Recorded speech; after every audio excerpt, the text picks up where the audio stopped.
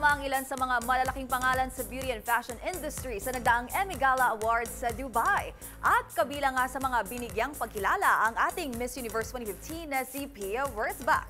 Ang latest achievement ni Queen P, alamin sa Showbiz Report na ito. Personal na tinanggap ni Miss Universe 2015 Pia Wurtzbach ang pagkilalang iginawad sa kanya bilang Global Fashion Influencer of the Year sa nagdaang Emmy Gala Fashion and Beauty Awards na ginanap sa Dubai.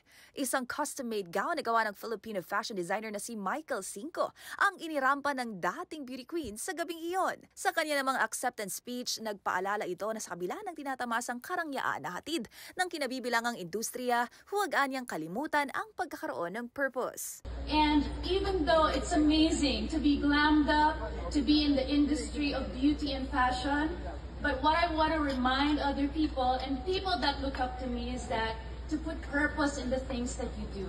It's great to be here, to be receiving an award, but it's also great to have an impact and have a purpose. Ang award na ito ay ginawad kay Queen P kasunod ng mga pagdalo niya sa Milan at Paris Fashion Week, kung saan kabilang si Pia Wurtzbach sa listahan ng mga personalidad na nakakuha ng highest media value. Hindi ito ang unang pagkakataon na nakatanggap ng pagkilala sa Dubai ang ating Miss Universe 2015. Kung matatandaan, taong 2020 itinanghal naman itong Woman of the Year ng luxury travel magazine na Expedition.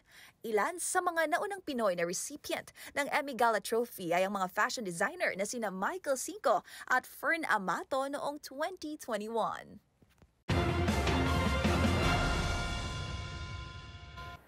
Para sa MVC TV Network News, ito po ang iyong showbiz. Angel Angelica Cosme, sama-sama tayo, Pilipino.